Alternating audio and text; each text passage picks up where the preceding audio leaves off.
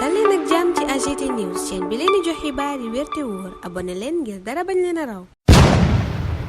AGT News. Bismillah jërë ngeen jëf ci ànd beeg AGT News ndorteelu reddition des comptes maanaam laaj ña ñu dénkoon alalu réew mi nanu ko yore woon la yéenekaay yu bëri xëy yeggee ñu tribune ne reddition des comptes booba jàppee leen ko chasse te tàmbali na journal bi ne njiital LONASE ga woon Lat Diop convoqué nañu ko ca dig tey ji Dakar Presse ne la traque passe en mode turbo journal booba it yégal ñu convocation Lat Diop tey ci samedi ji ca dig Libération ne ci ñaari dossier lañu koy déglu moom Lat Diop ba ca njëkk mi ngi soxal tegub loxo Jérôme Bandiaky mi ñi yokk garde à vue am beneen bi moom Lat Diop gestion wa maanaam na mu yore woon lañu ko dénkoon waral source aané Lat Diop ubbi topp gi ñuy topp ñu ne woon ci nguurug Macky Sall journal boobay di ñu yeggee li mu xam ci mbiram Jérôme Bandiaky xamal ñu ne garde à vue am yokk nanu ko ñu ngay wéy di ko déglu keneen ku nu déglu yéenekaay bi ne mooy Abdoulaye Sylla homme d'affaires booba journal bi ne ñu ngi ko doon déglu ci mbiram or bu nu ne génnee nanu ko Sénégal gannaaw bu ko takk der yi dégloo ay waxtu mujjee naa ñibbi këram waaye dañu koo convoqué waat l'observateur ne maa leen di wax lépp ci déglu gi ñu doon déglu homme d'affaires booba di Abdoulaye Sylla journal bi ne takk der yi digi déglu nanu ko lu tolloog fukki waxtu lanu ko doon déglu mooy ay lingots d'or yoo xam ne njëkk la toll na ci ay milliards yu bari roppalaan ba génne lingots d'or ya ak jamono dañu ko génne yéenekaay bi ne yooye yépp takk der yi laaj nañ ko ci gannaaw laaj ak tontu googa yéenekaay bi ne bàyyi nañu ko mu ñibbi waaye dañu koo convoqué waat booba lépp journal it yégal ñu convocation bu Lat Diop tey ci samedi ji ca division des investigations criminelles le quotidien yeggee ñu booba lépp xibaar ñu it ni ñu nar a doxalee reddition des comptes bi tuddee ko mode d'emploi yéenekaay bi ne OFNAC ak parquet financier ñoo nar a doxal booba lépp liggéey parquet financier yi topp OFNAC ay def enquête bi soxal or bi nu génnee woon Sénégal libération ca lay wax nañu Abdoulaye Sylla déglu nañu ko ci démb yéenekaay bi ne dig ñaari junne juróom-ñaar téeméeri kilo or yu ñu génnee Sénégal la piste booba lépp or yéenekaay bi ne ci jet privé lañu ko awale manifeste baak ordre de mission ba ca turu Abdoulaye Sylla la nekk loolaa waral ñu ubbi ca enquête yéenekaay bi ne homme d'affaires booba bépp njort bu ñaaw bu takk der yi am ca moom dàq na ko wax sax ci réeroom ak Macky Sall jamono jooja mbir may xew beneen xew-xew bu jëm ci wàllu yoon libération ne mooy détournement toni ceeb yu baree bari waral Ali Zeydan daanu ci fukki milliards ak juróom yéenekaay bi ne moom CEO bu STC ak ñemu ca lëkkaloo woon ñoom ñépp ñi ngi ci garde à vue jamono jooja tribune di ñu yëgal ne armée ak gendarmerie ñoo lëkkaloo ca Tamba ak la ko wër maanaam Sénégal oriental def fa opération coup de poing leen ca jublu mooy indi kaaraange ca bërëb ba bépp bërëb ci Sénégal Pastef dafa bëgg a teg tànk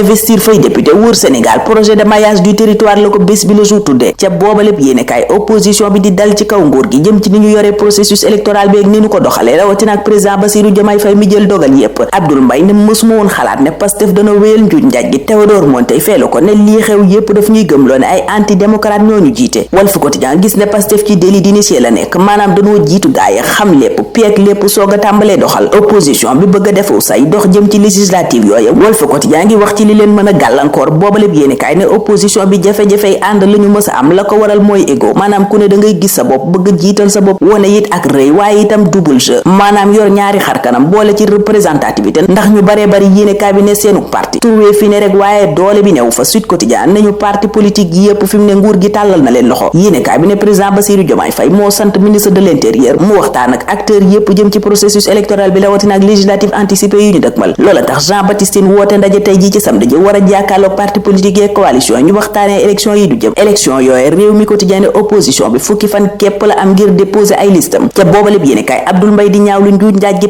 Pastef mooma le peuple quotidien ne bu mayiwul vote sanction moo koy dal journal bi ne seen jafe-jafe bu gën a rëy mi ngi nar a jóge ci investiture yi maanaam ñi ñuy tabb ngir ñu bokk ca yooye lépp élection ndax gaa yi yéenekaay bi ne tàmbali nañoo xëccoo poste député yi ñenn ci alliés yi tàmbali nañoo fipp journal ba tudd ca maître Moussa Diop loola yëpp nag yéenekaay bi ne ñu boole ci war a jàkkaarloog atel di coalition bu am doole ëmb téeméeri parti ak ñeent fukk parti démocratique sénégalais moom mi ngi ci tournant bu décisif jëm ci législative yi waaye it leadership ak seen avenir di seen ëllëg ñu des ca booba lépp yéenekaay bu sékk waxtaan bu yaatoog Alhassane Niass spécialiste wàllu réforme institutionnelle ak gouvernance publique muy joxey saafara ci jafe-jafey koom yi Sénégal nekkee wax ci pression fiscale waxit ci dette bi ak budget bi ni ñu koy doxalee ñu fekkati ko ca direct news moom Alhassane Niass muy wax ci rapport FMI bi jëm ci ni ñu doxalee budget bi mu ne yokkute budget général booba dafay wone mbébétu yokk capacité financière u état bu Sénégal finance publique yi nag ni ko rapport ministère des finances présenté la muy wone Alhassane Niass mooy résilience waaye itam ay défi yu baree bari yu nuy xaar jàngat na itam ni ñu doxalee budget bi ci pàcc yu bari ne nañu bàyyi xel bu baax a baax ni ñuy dépenser waaye itam ni ñuy gérer dette bi ndax loola buñ ci defu ndànk mën naa am njeextalu safaan yu bare bari ci koom-koomu Sénégal. kon équilibre ak stratégie bu mucc ayib ñiy jiite réew mi tey faaw ñu am ko. waxtu woowa lii quotidien naan ñu njiitu réew mi Bassirou Diomaye Faye dana dem ca juróom-ñaar fukk ak juróom-ñeenteelu assemblée générale bu Nations Unies ca New York. Diomaye Faye journal bi ne ñu ngi koy xaar ci wàllu jàmm ak wàllu justice, wàllu tàggat yaram ak JOJ 2026 yi. boobaleb yéene kaay ne Dakar a ngi koy waajal bu baax a baax, fas yéene tàqalikook lépp luy baraak ak dëkkuwaay bu jaarul yoon. ministre de l'intérieur moo ko xamle, sàkku ci autorité administrative yi ñu dégër piir maanaam yëkkati képp ku ne ca loola. L'informateur ne moom kay ñu ngi jëm ci déguerpissement final partout, maanaam fépp fu ñu samp lu jaarul yoon danañu ko seppi. tolérance zéro la ministre de l'intérieur woote ci mbeddi Dakar yi. bés bi le jour ne général Tine kay sumb na offensive bi, déguerpissement la santaane jëm ci wàccaayu JOJ yi. waaye it xeex pagaay bi nekk ci Ndakaaru mu mujjee mel ni sabar gu tas fu neex waaye mu samp. journal booba noppi ca loola yëgal ñu ne Serigne Mbaye Thiam tabb nañu ko muy conseil de haut niveau partenariat mondial pour l'éducation. waxtu woowa réew mi quotidien ak yeneen yéenekaay yëgal ñu ne Pape Abdou Mané jóge na ca parti réew mi. journal bi ne beneen démission amati na ca parti Idrissa Seck booba. Dakar Presse ne Pape Abdou Mané mooma def na ñaar fukki at ak juróom ak Idrissa Seck moom Idi. journal bi gis ne saa yi yeewoo di gën a wéet wéetaay googa ci salle de spectacle yi. L'Observateur ne moom la artistes yi gën a ragal. yéenekaay bi jox ca kàddu ñenn ñuy wax stress ba mu leen jural. Sadio Mané moom jural na ndam équipe am Al Nassr. réew mi quotidien ak yeneen yéenekaay di ñu yeggee jaloore jëm fa def démb booba lépp journal it xamal ñu ne stade Demba Diop weeru juin bii di ñëw liggéeyee dana noppi. bu ñu noppee ca stade Demba Diop bu Ndakaaru booba Sédhiou Kédougou journal bi ne léegi tey ñu am seen stade yi bopp. L'Observateur moom di ñu nettali taarix ba nekk ca suufu garavaay stade Iba Mar Diop. journal bi ne booba lépp stade moo doon dalal journée nationale d'athlétisme yi président Senghor doon présider. foofa la ñuy taxaw ñun tey ñaanal leen kendal ak jàmm dig dajee altine incha allah.